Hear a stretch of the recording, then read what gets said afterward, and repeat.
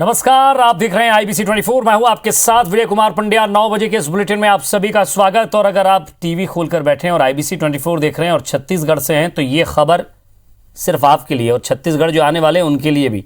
खबर जरा ध्यान से सुन लें, समझ लें और देख लें। छत्तीसगढ़ में 3,455 नए कोरोना मरीज आज मिले हैं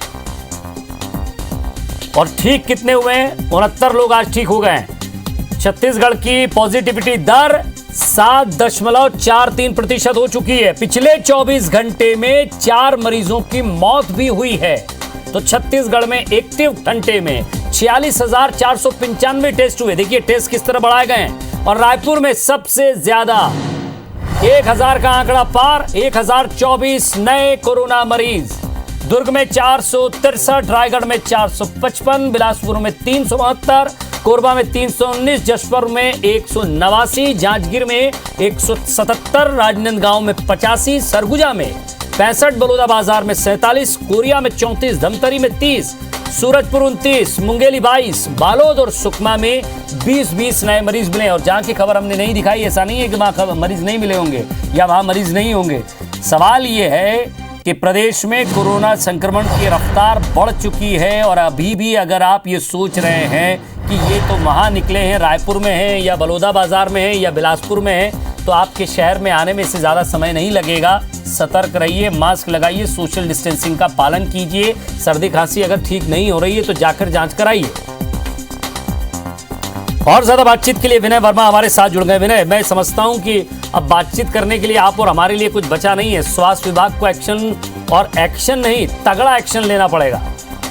देखिए, स्वास्थ्य विभाग के एक्शन के साथ साथ में आम लोगों को भी ये जो मुहिम है उसमें शामिल होना पड़ेगा, क्योंकि आंकड़े जैसा कि आपने बताया वाकई में चिंताजनक विषय है। और पिछले 10 दिनों में देखेंगे तो रायपुर का जो संक्रमण दर 200 गुना हो चुका है। जहां 27 दिसंबर की बात करें तो उस दिन 5 मरीज मिले थे और आज 1,000 से ज्यादा मरीज मिले हैं। करीबन 200 गुना ज्यादा मरीज मिले हैं। और आज जो रायपुर का संक्रमण दर है वो 15% का है, जो कि कल 13.फीसदी का था। इसी तरह प्रदेश का पूरा ओवरऑल आंकड़ा निकालेंगे तो उसका भी जो प्रतिशतता है वो 7.43 के पास पहुंच गया है। ICMR के जो आंकड़े हैं, जो खतरनाक के जो क्राइटेरिया है उससे लगभग 2 गुना पार। अब ये कर देखेंगे तो 5-7 ऐसे जिले हैं जिसमें से दुर्ग है, बिलासपुर है, रायगढ़ है, कोरबा है, जांजगीर चांपा है और जशपुर है। यहाँ पर तिहाई के आंकड़ों में मरीज मिले हैं। यहाँ पर स्वास्थ्य विभाग विशेष फोकस कर रहा है और कई सारी पाबंदियां लागू की गई है। उसके बावजूद भी आज पाबंदी लागू करने के 3 दिन बाद भी मरीज मिलना ये कहीं ना कहीं बता रहा है कि कहीं ना कहीं लापरवाही या स्वास्थ्य विभाग की हो, नगर निगम की हो, जिला प्रशासन को हो या आम लोगों की हो, कहीं ना कहीं लापरवाही जरूर हो रही है। और इसी तरह से अन्य जो जिले हैं वहां पर भी तेजी से जो संक्रमण दर है वो बढ़ता जा रहा है, वहां भी मरीज मिलते जा रहे हैं। तो देखना होगा कि कहाँ पे गड़बड़ी हो रही है और उसी पे फोकस करना होगा। इसके अलावा 4 आज मौत हुई है, जहाँ 4 दिन में 1 मौत होती थी। कल 3 मौत रायपुर में अकेले हुई है, लेकिन आज 4 अलग अलग जिलों में 1-1 मौत हुई है। 4 मौतें। मौत का भी आंकड़ा जैसा कि बताया गया था कि ओमिक्रॉन या अन्य जो संक्रमण दर फैलेगा उसमें मौत की संख्या कम होगी, लेकिन 4 दिन में 5 दिन में देखेंगे तो मौत की भी संख्या बढ़ती जाएगी। इसी तरह से कि ICMR ने कहा है कि अभी भी पूरे देश भर में ओमिक्रॉन के मरीज तो कम, लेकिन डेल्टा के मरीज अभी भी जो मौजूद है और जरूरी है इन्हें चिन्हांकित करने की। इसका मतलब है कि अगर डेल्टा के वायरस के मरीज अगर इधर है तो वो भी संक्रमण फैला सकते हैं, उनसे मौत भी हो सकती है। तो लगातार सतर्क रहने की जरूरत है। स्वास्थ्य विभाग ने कई सारे पाबंदियों के साथ साथ सुविधाएं दी हैं। रायपुर में हेल्पलाइन सेंटर खोल दिया गया है, टोल फ्री नंबर हमने दिखाया है कई बार। और इसके अलावा जो वहाँ पर मरीज, चलिए विनय, बहुत ज्यादा इस पर अब मैं समझता हूँ चर्चा के लिए अब बचा नहीं है कुछ भी, क्योंकि जिस तरह से आंकड़े लगातार सामने आ रहे हैं उस पर अब सभी को मंथन करने के साथ साथ एक्शन लेने की ज़रूरत है। सरकार को भी, स्वास्थ्य विभाग को भी और लोगों को भी। और स्कूली बच्चों में कोरोना का संक्रमण लगातार हो रहा है। गौरेला पेंड्रा मरवाई जिले में 2 दिन में मिले संक्रमितों में आधा दर्जन से अधिक स्कूली बच्चे शामिल हैं। ये सभी बच्चे मरवाई के स्वामी आत्मानंद स्कूल और DAV स्कूल के बच्चे बताए जा रहे हैं। संक्रमित स्कूली छात्रों में 8वीं, 7वीं और 6ठी के बच्चे हैं, जिनकी उम्र 13 से 16 वर्ष के बीच है। संक्रमित छात्रों के मिलने के बाद स्वामी आत्मानंद स्कूल में 1ली से 8वीं तक की कक्षाएं सोमवार तक के लिए बंद कर दी गई। वहीं इसके पहले स्वामी आत्मानंद स्कूल गौरेला के एक टीचर भी पॉजिटिव पाए गए थे। धमतरी में भी Swami Atmanand school English school में कुरुद के एक शिक्षक और केंद्रीय विद्यालय की एक छात्रा की रिपोर्ट पॉजिटिव आई है और इसके चलते दोनों स्कूल को 4 दिन के लिए बंद कर दिया गया। साथ ही केंद्रीय विद्यालय धमतरी की एक क्लास को भी बंद कर दिया गया। उधर सुकमा में भी पोटा केबिन आश्रम के 4 बच्चे कोरोना संक्रमित हुए हैं। 28 बच्चों को सर्दी खांसी बुखार हुआ, जिसके बाद टेस्ट कराए गए।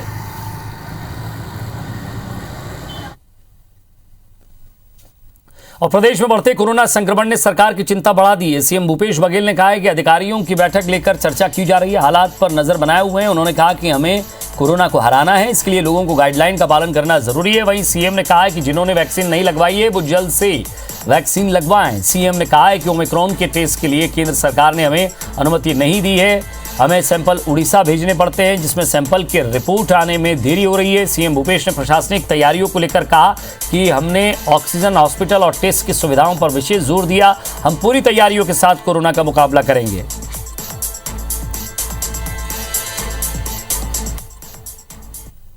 लगातार नज़र रखे हुए हैं, सभी विभाग इसमें समीक्षा करके सही समय पे निर्णय लेते जा रहे हैं और इस कारण से हमारे यहाँ कोरोना उस प्रकार से हालांकि बहुत तेज़ी से फैल रहा है, ओमिक्रॉन की गति बहुत तेज़ है, तो दूसरे प्रदेशों की अपेक्षा फिर भी संतोष व्यक्त किया जा सकता है। लेकिन हमको इसमें रुकना नहीं है, बल्कि कोरोना के नियमों का कड़ाई से पालन करना है।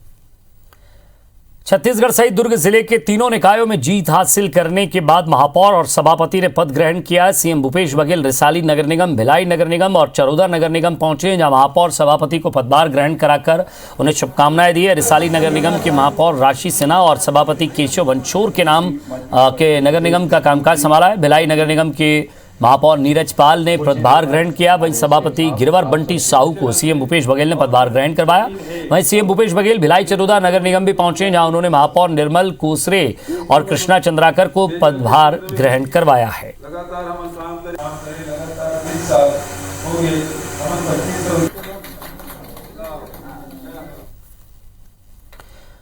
और इधर कांग्रेस की राष्ट्रीय अध्यक्ष सोनिया गांधी रविवार को सभी राज्यों के अध्यक्ष और प्रदेश प्रभारियों की वर्चुअल बैठक लेंगी। इस बैठक में छत्तीसगढ़ कांग्रेस अध्यक्ष मोहन मरकाम और प्रदेश प्रभारी पीएल पुनिया भी शामिल होंगे। तो इस बैठक में कांग्रेस के संचालित अलग अलग कार्यक्रमों के बारे में जानकारी दी जाएगी।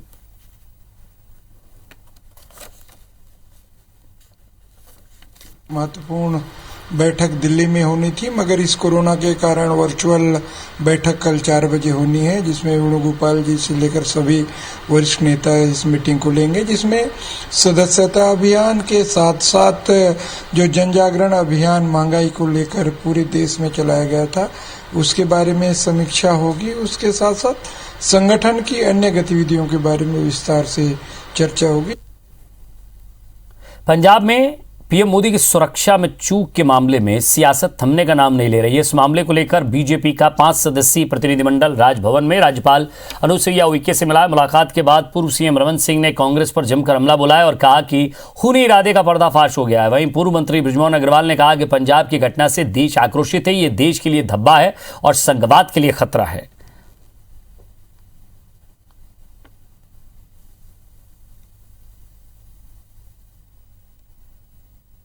ये लोकतंत्र की हत्या का प्रयास जिस प्रकार से हुआ है उसकी हमने निंदा की और उसके संबंध में चर्चा बातचीत की। पंजाब की कांग्रेस सरकार की जो बदनीति है, पीएम की सुरक्षा में जो चूक हुई है, शायद भारत के इतिहास में इससे बड़ी घटना और नहीं होगी। देखिए, मांग है कि ये घटना बहुत गंभीर घटना है और राष्ट्रपति जी को इस घटना को संज्ञान में लेना चाहिए और पंजाब सरकार के खिलाफ में कड़ी से कड़ी कार्रवाई की जानी चाहिए। राष्ट्र की सुरक्षा, प्रधानमंत्री की सुरक्षा के मामले को लेकर जिस प्रकार से मजाकिया लहजे में बात कर रहे हैं, ये देश के संघवाद के लिए बहुत बड़ा धब्बा है। और लोरमी के संवेदनशील गांव आछी डोंगरी में पुलिस, आबकारी और राजस्व विभाग की टीम ने संयुक्त शिविर का आयोजन किया। इस अभियान में जिले के एसपी और आबकारी अधिकारी खास तौर पर मौजूद रहे। इस दौरान आछी डोंगरी गांव में नारी जागरण समिति की पहल पर ग्रामीणों ने सर्वसम्मति से आगामी 26 जनवरी को ग्राम सभा में अवैध शराब की बिक्री और सेवन के खिलाफ प्रस्ताव पारित करने को लेकर आम राय बनी है। ग्राम सभा में ये प्रस्ताव लाया जाएगा। जो कि व्यक्ति शराब का महासेवन करेगा उस पर 51,000 रुपये का जुर्माना और महिलाओं पर अत्याचार करने पर 11,000 रुपये का जुर्माना लगाया जाएगा। वहीं इस दौरान एक बड़ा निर्णय ये भी लिया गया कि अगर उसके बाद भी अपराधियों में सुधार नहीं होता है तो अपराधियों के खिलाफ जिला बदर तक की कार्रवाई होगी। आपको बता दें कि लोरमी के आंची डोंगरी गांव में अवैध शराब का बड़े पैमाने पर निर्माण और बिक्री का मामला सामने आता रहा है। और ज़्यादा बातचीत के लिए हमारे संवाददाता सौरभ हमारे साथ जुड़ गए हैं। सौरभ, अब जिस तरह से ये पूरा माजरा समझकर गांव वालों ने एक बड़ी पहल की है, ये समझा जाए कि आने वाले गांव भी इससे सीख लेंगे और जो बात गांव वाले अभी कह रहे हैं आम राय बनाकर, उस आम राय पर तटस्थ भी रहे। देखिए विजय, इस पूरी कवायद के पीछे जो सरकार की जो मंशा है उसको समझने के लिए हमें 3 साल पीछे जाना होगा। 2018 का जब चुनाव था, विधानसभा चुनाव, तो कांग्रेस का जो मैनिफेस्टो था उस मैनिफेस्टो में शराबबंदी एक प्रमुख मुद्दा था और सरकार इसको लेकर लगातार लोगों के बीच जाती रही है और बोलती रही है कि शराबबंदी प्रदेश में होना चाहिए। जब कांग्रेस की सरकार प्रदेश में बैठी तो शराबबंदी को लेकर कुछ समय बीतता गया और विपक्ष लगातार सरकार को सदन के अंदर से लेकर सड़क तक लगातार विपक्ष जो है सरकार को घेरती रही। इस मामले को लेकर जो कांग्रेस की सरकार है, भूपेश बघेल की सरकार, वो लगातार ये कहती रही कि शराब जो है सामाजिक बुराई है और इसे सामाजिक आंदोलन के जरिए ही इसे दूर किया जा सकता है। तो लोरमी के आंची डोंगरी में जो कवायद शुरू की है प्रशासन ने, तो उसमें साफ तौर पे समझा जा सकता है कि इसमें गांव की महिलाओं को, गांव के पुरुषों को, गांव के जो युवा वर्ग है उन्हें जोड़ने का जो है काम किया जा रहा है और उनके जरिए जो है शराबबंदी को जो सरकार जो लागू करना चाहती है उसका एक तरह से जो है ये पहली सीढ़ी, जो पहली शुरुआत है वो कहा जा सकता है, यहाँ शुरू होने जा रहा है। महत्वपूर्ण बात यह है कि जिस तरह से जो आंची डोंगरी गांव का जो चयन किया गया है, ये आंची डोंगरी गांव में लगातार अवैध शराब न सिर्फ बनाया जाता है बल्कि वहां पर बिक्री भी बड़े पैमाने पर की जाती है और वहां पर आए दिन जो है क्राइम की घटनाएं, जो बड़ी बड़ी घटनाएं हैं वो होती रही है। पुलिस लगातार वहां पे जो है अपना काम करती रही है। तो ऐसे गांव का चयन किया गया है जहां पर न सिर्फ शराब बनाया जाता है बल्कि वहां पे क्राइम भी, उसका भी ग्राफ बढ़ा हुआ था। सबसे महत्वपूर्ण बात यह है कि इस मामले में पुलिस विभाग, राजस्व विभाग और आबकारी तीनों विभाग की टीम जो है नारी जागरण समिति, एक जो समिति है वही की महिलाओं की समिति है, उनको अपने साथ लेकर चल रही है और उनके जरिए जो है ये पूरी कवायद की जा रही है। दूसरी महत्वपूर्ण बात यह है कि इसमें न सिर्फ लोगों को जागरूक करने का काम किया जा रहा है बल्कि जो ऐसे कृत्यों में जो संलिप्त पाए जाएंगे उन्हें दंड भी देने का प्रावधान है। आगामी 26 जनवरी को इसको रूपरेखा बनेगी। चलिए इस पर और ज्यादा विस्तृत आप हमें रिपोर्ट भेजिएगा, उस पर भी हम बातचीत करेंगे। बहुत बहुत शुक्रिया इस तमाम बातचीत। तेलंगाना के पेरूर के पास एक वाहन दुर्घटना में बीजापुर के पापनपाल के 2 मजदूरों की मौत हो गई है। इस वाहन में 23 मजदूर बीजापुर से तेलंगाना के लिए जा रहे थे, जिसमें रात के लगभग 11 बजे तेलंगाना सीमा से लगे पेरूर गांव में यह हादसा हुआ। हादसे में एक महिला की मौके पर ही मौत हो गई, तो वहीं अस्पताल में इलाज के दौरान एक घायल की मौत हो गई है।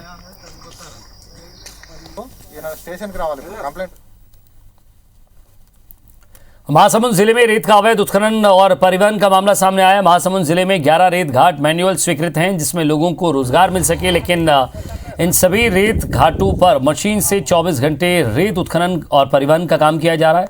चिंगरौद रेत घाट में 24 घंटे पुकलेन मशीन से उत्खनन किया जा रहा है और 24 घंटे रोजाना 300 से 400 डंपर रेत का परिवहन कर रहे हैं।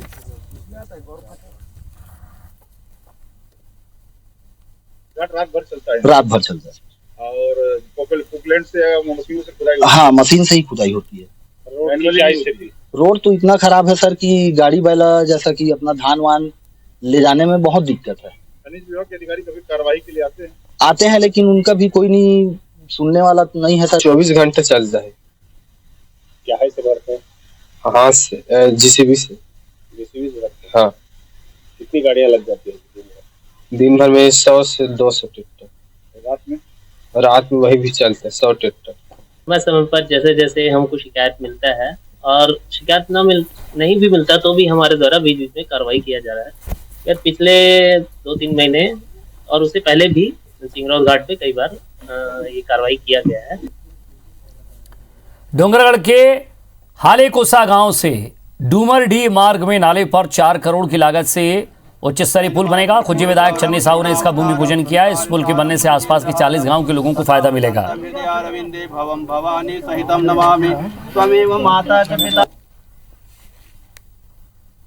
15 साल से क्षेत्र की जनता हालेपोसा के आसपास के पूरा ग्रामीण की मांग रही है इसकी पुलिया, एक उच्च स्तरीय पुलिया बनना चाहिए। और हमारे स्वीकृति हमारे प्रदेश के मुखिया और मंत्री जी करेगी साबी, जेकर आज हम सब मिलकर भूमि पूजन करें। हम एक लिए पूरा हालेपोसा के आसपास के पूरा जनता ला धन्यवाद और बधाई। बेमेतरा के मझगांव के ग्रामीणों ने ड्राइवर पर धान से भरे ट्रक के पाइप से पानी मिलाने का आरोप लगाया है। ग्रामीणों का कहना है कि ट्रक ड्राइवर 4 से 5 बोरी धान की चोरी छिपाने के लिए ट्रक से भरे धान में पानी मिला देते थे।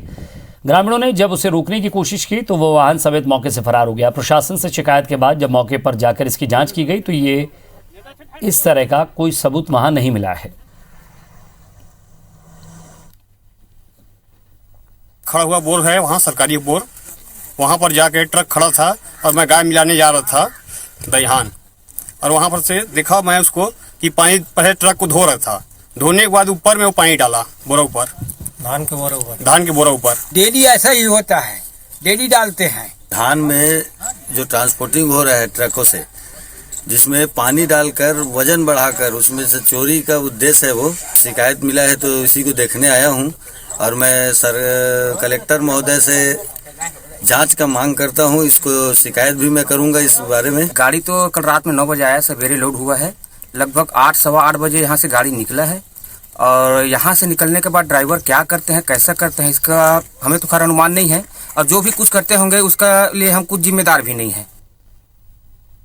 और इसी के साथ फिलहाल इस बुलेटिन में इतना ही। नमस्कार।